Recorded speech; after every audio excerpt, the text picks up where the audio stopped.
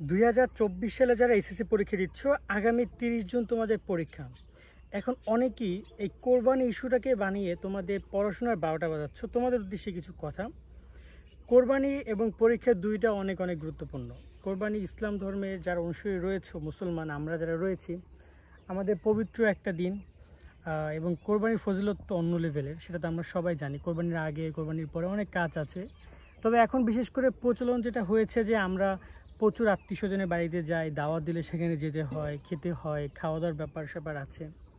So overall কিছু কথা বলা দরকার আমার মনে হয়, কারণ অনেকে আমার মনে হচ্ছে ঝিমাইয়া গেছো। ঝিমাইয়া মানে বুঝো তো, যে মনে হচ্ছে যে গায়ে জ্বর আসছে, তেমন কোনো স্পিড নেই, তেমন কোনো আগ্রহ নাই পড়াশোনা নিয়ে। প্রথমত বোঝো, পরীক্ষা তোমার 30 জুন, তো 17 তারিখ কোরবানি, ওভারঅল 13 দিন টাইম পাবা। এবং তুমি মাথায় রেখো যে তোমাদের পরীক্ষা কিন্তু প্রথম পত্রে এবার অনেক বন্ধ পেলেও দ্বিতীয় পত্রে তেমন কোনো বন্ধ তোমরা এবছর পাচ্ছ না, বিশেষ করে সায়েন্সে, কমার্সের শিক্ষার্থীরা। মানবিকে তো অনেকগুলো সাবজেক্টের পরীক্ষা ফাঁকে ফাঁকে বন্ধ ভালোই পাবা। এখন এই রুটিনে তোমাদেরকে কিন্তু কোরবানির বন্ধটাকেও পড়ার মধ্যে নিয়ে আসতে হবে। কোনোভাবেই বন্ধটাকে বন্ধ হিসেবে না দেখে তোমাদেরকে কি করতে হবে, ফাঁকে ফাঁকে তুমি যা করো, বিশেষ করে আত্মীয়স্বজনের বাড়িতে যাওয়া থেকে একটু স্কিপ করতে হবে। কারণ সামনে কোরবানি আবার আসবে, সেখানে তুমি যাও, সেই আত্মীয়স্বজনের বাড়িতে তুমি থাকো, বা সেটা আলাদা ব্যাপার।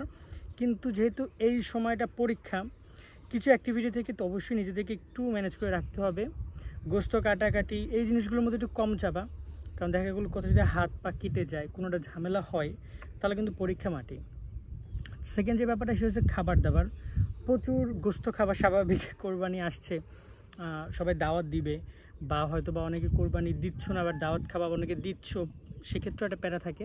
তো এই জায়গায় খাবার দাবারের ব্যাপারেও যথেষ্ট সচেতন থাকতে হবে তোমাদের যারা পরীক্ষার্থী রয়েছে, কারণ অতিরিক্ত খাওয়ার পর দেখবে যে পরবর্তীতে সেগুলো তোমার উল্টা রিয়াকশন দিচ্ছে, সেখানে না যাই। এই বিষয়গুলো মাথায় রাখো। আত্মীয়স্বজন বাড়িতে একটু কম বেড়াতে যাও এই কোরবানির অন্তপক্ষে, পড়াশোনা করো। এখন ঈদ হলে রমজানের একটা ব্যাপার ছিল যে রোজার ঈদ ছিল, রোজা রাখতে হবে এরকম কিছু, বাট কোরবানিতে সেরকম কোনো বিষয় নেই। তো দেখা যায় কোরবানির জাস্ট একটা দিন তোমরা হয়তো বা একটু মিস দিতে পারো, বাট সন্ধ্যা থেকে পড়াশোনা শুরু করবা। আমার মনে হয় যে সন্ধ্যার পরেও অত করার নাই। আর অনেকেই আছো, বন্ধুবান্ধব হয়তো আসবে, ভাই ব্রাদার আসবে, আত্মীয় স্বজন আসবে, আড্ডা দেওয়ার একটা চিন্তা ভাবনা রয়েছে। তাদেরকে বলতেছি পরীক্ষার পর ইচ্ছে মতো আড্ডা দিতে পারবা, কিন্তু এই কোরবানির টাইমটায় বা এই যে সময়টা আছে পরীক্ষার আগ মুহূর্ত, এটা অনেক অনেক ইম্পর্টেন্ট। এই সময়ের মধ্যে উল্টোপাল্টা কিছু করা যাবে না। এই জিনিসটা যারা ম্যানেজ করে চলতে পারবে, এই টাইম টেবিলে ঠিকঠাক রাখতে পারবা, তারা একটা ভালো রেজাল্ট করবে আমি মনে করি। দেখো বর্তমানে তোমরা পড়াশোনা করছো, যে স্পিডটা আছে, হয়তো কোরবানির কারণে যদি সেটা ব্রেক হয়, তখন দেখা যায় পরবর্তীতে কিন্তু সেখানে আবার ফিরে যাওয়ার অনেক টাফ। তো এই জায়গায় সেই স্পিডটা তোমাদেরকে মেনটেন করে চলতে হবে। যারা চলতে পারবা তাদের স্পিড গাইড অনেক ভালোই চলবে। রিভিশন দেওয়ার ব্যাপারটা এখানে একটু উল্লেখ করবো। এই সময়গুলো চেষ্টা করবে একটু ভালো টাইমে রিভিশন দেওয়ার, এতে করে রেজাল্ট আরও ভালো হবে। কারণ রিভিশন দেখা যায় পড়াশোনা যাই করেছো না কেন, যদি রিভিশনে তুমি ঠিকঠাক মতো না দিতে পারো, রিভিশনে যদি তোমার সমস্যা থাকে, ঠিক আছে, যতই পড়াশোনা কেন যদি সেটা মনে না রাখো, তাহলে কিন্তু ঝামেলা। একটা গল্প আমি সবসময়ের জন্যই তোমাদেরকে বলি। গল্পটা কি জানো? গল্পটা ছিল এরকমের যে তুমি দুজন রিক্সা চালক, যে কিনা প্রচুর গতিতে চালাচ্ছে, যখন রিক্সাটা থেমে যাচ্ছে, প্রথম জনের রিক্সাটা থেমে যাচ্ছে, একদম পুরোপুরি থামার পরে সে আবার প্যাডেল দিয়ে আবার গতি উঠে আবার যাচ্ছে। এটার থেকে যে ব্যক্তি কিনা দ্বিতীয় ব্যক্তি, সে রিক্সাটা চালাচ্ছে, একটু যখনই তার রিক্সাটা সে গতি থেকে একটু কমবে, সে আবার একটা প্যাডেল দেয়। সে আবার যখন রিক্সাটা কিছু দূর যাবে, যখন গতিটা আবার কমে, তখন তিনি আরেকটা প্যাডেল দেয়। অর্থাৎ রিক্সাটা তিনি অল টাইম হালকা হালকা প্যাডেল দিয়ে দিয়ে চালায় যাচ্ছে।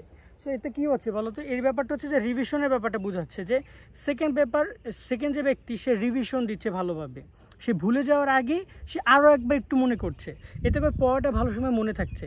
কিন্তু যে ব্যক্তি অলরেডি তুমি পড়া ভুলে গেছো, সেই পড়া আবার মনে করা অনেক টাফ। সো অনেক দিন পরে না, যে বইগুলো আছে একটু সময় নিয়ে রিভিশন দেওয়ার ট্রাই করো, ঠিক আছে? এই বিষয়গুলো মাথায় রেখে রুটিন অনুযায়ী পড়ো। জাস্ট এই কয়টা দিন, হয়তো বা আগস্টের 11 তারিখ পরীক্ষা শেষ, তারপর সব কিছু ঠিকঠাক, তারপর যা ইচ্ছা তাই করে বেড়াবা। বাট নর্মালি এই টাইমটা অনেক ইম্পর্টেন্ট, যেহেতু বিশ্ববিদ্যালয়ে ভর্তিতে রেজাল্ট অনেক ইফেক্ট ফলে। লাইফে ক্যারিয়ার সবচেয়ে গুরুত্বপূর্ণ রেজাল্ট এসএসসির রেজাল্টটা, এসএসসিটার থেকে এসএসসির রেজাল্টের গুরুত্ব অনেক বেশি। আর গাইডলাইন ভিডিও থেকে শুরু করে সব কিছু নিয়ে তো আমরা কাজ করছি, সেগুলো তোমরা দেখো। তোমাদের কোনো প্রশ্ন থাকলে সেগুলো কমেন্টের মাধ্যমে জানিও। সকলে অনেক অনেক ভালো থাকবা, পড়াশোনা করে মনোযোগ দিয়ে। আল্লাহ হাফেজ।